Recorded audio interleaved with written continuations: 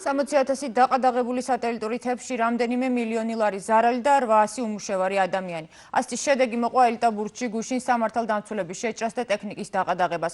შეკვეთილი, ლანჩხუთი, მარტვილი, სენაკი, წყალტუბო, თელავი, ყვარელი, ვანი, სამტრედია, თბილისი. საქართველოს რეგიონებში დაყადაღებული სატელიტური თეფშების რაოდენობა 60,000-ია. კომპანია Global TV ზარალმა კი უკვე 6 მილიონ ლარს მიაღწია.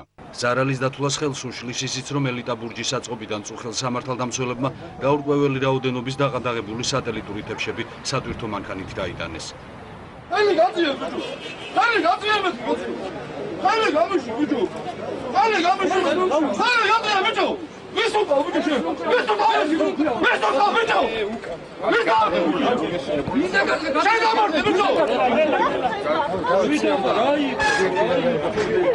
გრძელდება ის, რაც 8 წლის მანძილზე ხდება ჩვენ ქვეყანაში ძალადობა, შანტაჟი, კერძო საკუთრების ჩამორთმევა, შეჭრა. ჩვენ უყურებთ პირველ გვერდს განჩინების და მეორე გვერდს უბრალოდ. არა უნდა ბეჭედი არ გავაჩინო. თეფშების დაპატიმრება დღესაც გაგრძელდა ლილოსთან მდებარე ეგრეთ წოდებული გეზის საბაჟო გამშვებ პუნქტზე. დღეს Global TV-ს კუთვნილით 11,000 სატელიტური ანტენა დააყადაღეს. დეკლარირეთ ჩვეულებრივად და მერე რომ გამოყვავდა უკვე მანქანები და უკვე რომ დეკლარაცია მომცეს ხელში რომ დასრულებული იყო, მერე გავიგეთ რომ უკვე დაყადაღებულია. თბილისსა და Global TV-ს 12 რეგიონულ ოფისში სამართალდამცველები ანტენებს მთელი ღამის განმავლობაში ითვლიდნენ. სიტუაცია ყველგან იდენტური იყო. დაყადაღების პროცესს არ დაასწრეს არავინ, სასამართლო განჩინებას კი ადვოკატების ნაცვლად ხელს დაქირავებული ოფისების მეპატრონეებს აწერინებდნენ.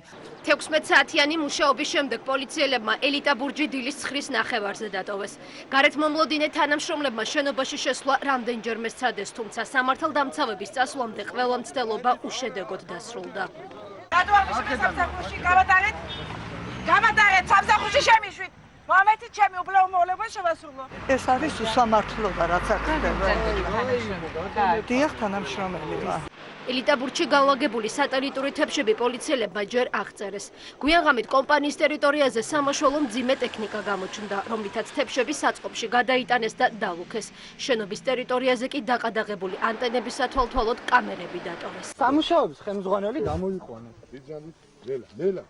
ანტენებს მთელი ღამე აყადაღებდნენ ლანჩხუთის რაიონის სოფელ გვინბალაურშიც. გადაბრძანდით თუ შეიძლება. ორდერი გვაჩვენეთ და გავა. პოლიციელებით გარშემორტყმულ სახლთან, რომელიც Global TV-ს ნაქირავები ჰქონდა, ადგილობრივები ხმაურის შემდეგ მივიდნენ. აღმოჩნდა, რომ სამართალდამცავებმა სახლის პატრონი ოთახში ჩაკეტეს და 4 საათი არ უშობდნენ.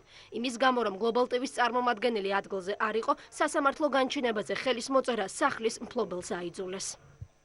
ოჯახის უფროსი ვინც არის დაახლოებით 4 საათი ყავდა შეყვანილი ოთახში და 4-5 კაცი თავს ეხვია და მოაწერიეს ხელი რა თქმა უნდა საბუთს. მთელი ღამე პარალიზებული იყო გასართობი ცენტრი ციცინათელოთ, სადაც ანტენების 12 საათიანი დაყადაღების პროცესი დილის 5 საათზე დასრულდა.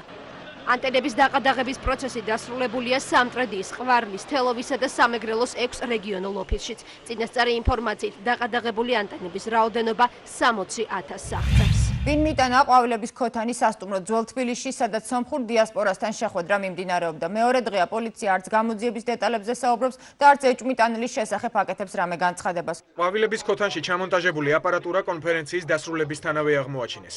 კონფერენცია თბილისელ სომეხთა სათვისტომოების ორგანიზებით გაიმართა და მას რამდენიმე პოლიტიკური პარტია ესწრებოდა. წინასაარჩევნო ფარული მოსმენების გახშირებულ ფაქტებზე საპარლამენტო უმრავლესობის წევრები კომენტარს არ აკეთებენ. უმცირესობის წარმომადგენლების განცხადებით კი ამ მეთოდით ხელისუფლება პოლიტიკური ოპონენტების მიმართ დევნას ახორციელებს. მოსასმენი აპარატურა აღმოაჩინეს გუშინ სომხურ საფრთხეში. არანაირად საქმის კურსში და ვერ გავაკეთებ პერენალ კომენტარს. ორი სიტყვა მაინც გითხარით რა. შესაძლოა არ აკეთებს კომენტარს. სამარშრუტო ტაქსებში რადიომიმღების გათიშვის პროცესს თბილისის მიკროავტობუსის თანამშრომლის სამსახურიდან წასვლა მოყვა. მექანიკოსმა ნაომი გაფრინდაშვილმა კომპანიის ბრძანება სამარშრუტო ტაქსებში რადიომიმღების ჩაჭრის შესახებ არ შეასრულა. ნაომი გაფრინდაშვილის თქმით, რადიომიმღებები მხოლოდ ერთი მიზეზით გაითიშა, მოსახლეობამ არ მიიღოს ინფორმაცია. ამას ის თავისებური ლოგიკით ხსნის. და დიოტალგებს გვიჩვენებს და ხმა არ აქვს, უბრალოდ დინამიკია ჩაჭრილი და რასაც მონიტორებთან დაკავშირებით საუბარი მოყვა, რომ მონიტორების კარგ მუშაობას ხელს უშლი და როგორც ჩანს ამ მანქანაში, როგორც სხვა ბევრ დანარჩენში, აქაც არ არის მონიტორი. ანუ მიზეზი, რაც კონკრეტულად უფროსობამ განაცხადა სატელევიზიო ეთერით, თითქმის შესაბამისობაში არანაირად არ მოდის.